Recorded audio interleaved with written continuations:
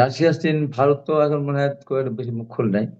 ভারত মোটামুটি এখনো মনে হয় একটা মাঝখানে বা এখন পর্যন্ত ইরানের দিকে হয়তো আছে। চীন যদিও ইরানকে সমর্থন দেয়, আর রাশিয়াও দিবে। ইরানের তো হারানোর কিছু নেই। ইরানের যে সমস্ত ওখানে সমস্যা হলো জনগণের মধ্যে আজকে জার্মানি, ফ্রান্স, ব্রিটেন সমর্থন দেওয়ার মধ্য দিয়ে আরো কিন্তু বাড়িয়ে দিল। এখন এই পর্যন্ত যদি সীমাবদ্ধ থাকে, তাহলে ইরান খুবই বিপজ্জনক অবস্থার ভিতরে পড়ে যাবে। পাশাপাশি আশপাশে মিডল ইস্টের যে সমস্ত দেশগুলোতে মার্কিন বেস ছিল, সেগুলিতে তারা হামলা করেছে। ওই দেশগুলিকে হামলা করে নাই, হামলা করেছে তাদের ওখানে যে তাদের যে বেস ছিল সেই দেশগুলিকে হামলা করেছে। আর তো সেই দেশের উপর গিয়ে পড়েছে, যে কারণে সবাই মিলে ইরানকে ধরলে ইরানের তো খুব বেকার অবস্থার ভেতর বেরোর সুযোগ নাই। তো আমার কাছে মনে হচ্ছে একতরফা এটা যেতে দিবে না। রাশিয়া, চীন, ভারত তো এখন মনে হয় খুব একটা বেশি মুখ খোল নাই। ভারত মোটামুটি এখনো মনে হয় একটা মাঝখানে বা এখন পর্যন্ত ইরানের দিকে হয়তো আছে। এখন ভারতের এখানে সমস্যা হলো চীন যদিও ইরানকে সমর্থন দেয়, আর রাশিয়াও দিবে। ভারত রাশিয়ার সঙ্গে সম্পর্ক বা চীনের সাথে আবার ভারতের দ্বন্দ্ব খুব প্রতিদ্বন্দ্বিতামূলক। এই সব মিলিয়ে একটা সমীকরণটা খুবই কঠিন একটা সমীকরণ। তো একটা জিনিস হলো, ইরানের তো হারানোর কিছু নেই। ইরানের যে সমস্ত ওখানে সমস্যা হলো জনগণের মধ্যে, ওখানে দুইটা ভাগ ভাগ, বিভক্ত। আমরা স্বাধীনতা যুদ্ধের সময় কি দেখলাম? আমরা যারা বাঙালি ছিলাম তারা আমরা স্বাধীনতা যুদ্ধের পক্ষে ছিলাম, যারা বিহারি ছিল সর্বপ্রথম বিহারি, কিন্তু তারা কিন্তু সেদিন পাকিস্তানের পক্ষ নিয়েছিল। ইরানের সবচেয়ে ভয় হলো ওখানে শিয়া ও সুন্নি এক ব্যাপার আছে। তারপর ওখানে আরো যে ইরাকে যখন কুর্দি ছিল, এরকম নানান সমীকরণ সেখানে আছে। এই সমস্ত মিলে খুব কঠিন অবস্থা, ইরানকে খুব কঠিন অবস্থা ফেস করতে হবে। তো ইরান এ পর্যন্ত যতখানি আক্রমণ চালিয়ে একটা স্মার্ট আক্রমণ চালিয়েছে, একদম ইসরায়েলের খোদ বাসভবন পর্যন্ত বা তার অবস্থা পর্যন্ত তার পৌঁছে গেছে। এটা কিন্তু ইরানের একটা স্মার্ট আক্রমণ। এখন তারা অবশ্যই কারো না কারোর সাথে কথা বলেই তারা সামনে দিয়ে এগিয়ে যাচ্ছে। তো ইতিমধ্যে আমরা যতটুকু দেখেছি, বড় বড় কার্গো বিমানে করে অস্ত্র কিন্তু ইরানের পক্ষে রাশিয়া, চীন তার উপর পাঠাচ্ছে। হুম। সবকিছু মিলে এক পর্যায়ে এবার শক্তি পরীক্ষা করতেও পারে। রাশিয়া এবং চীন একদিকে গেলে ভারত মাঝে মাঝখানে থাকলেও শক্তি ভারসাম্য কিন্তু খুব একটা বেশি এক পক্ষ হয়ে যাবে না। রাশিয়া, চীন তারা তো অস্ত্র পরীক্ষা করা, তারা তো দীর্ঘদিন ধরে আমরা ইউক্রেনে চালাচ্ছে রাশিয়া। হ্যাঁ, চালিয়ে এখনো কিন্তু শেষ করতে পারেনি।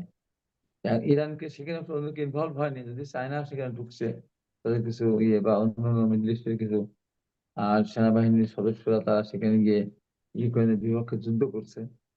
এখন ইরানের পক্ষে কেউ আসবে কিনা সেটা দেখার বিষয়। আবার জার্মানি, ইয়ে ব্রিটেন, ফ্রান্স এরা সরাসরি আসবে কিনা সেটাকে দেখার বিষয়।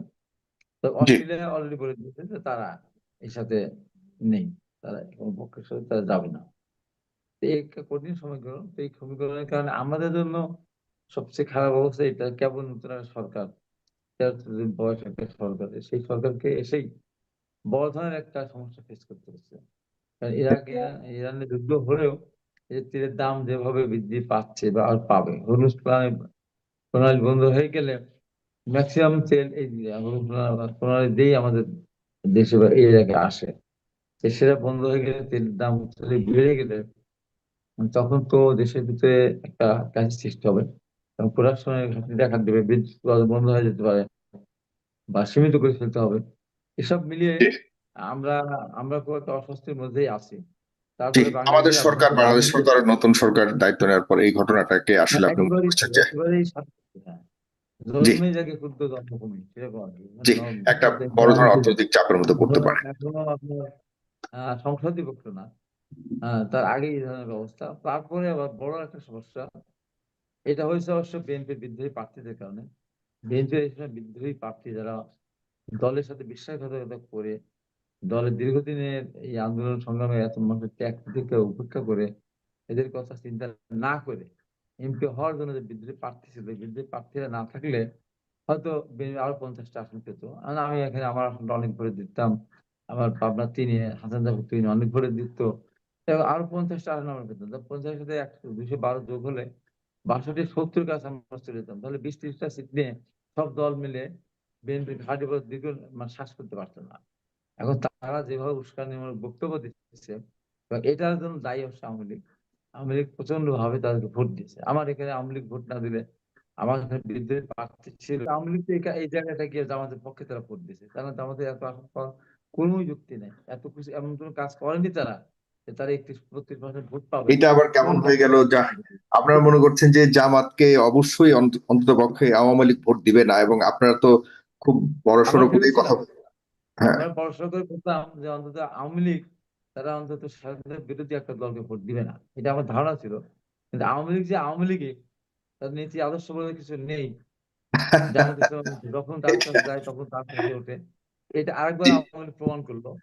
এক একজনের এক এক মত, আমি পক্ষে বলবো না, বিপক্ষে বলবো না, আমি শুধু আমার মতামতটা দিতে পারি। হয়তো আমার মতের সঙ্গে কেউ এক নাও হতে পারেন, এবং হোক সেটা চাওয়ার কামনারও কোনো পথ নেই, কারণ আমরা এক ঘরানার, এক চিন্তার, এক ভাবনার লোক নই।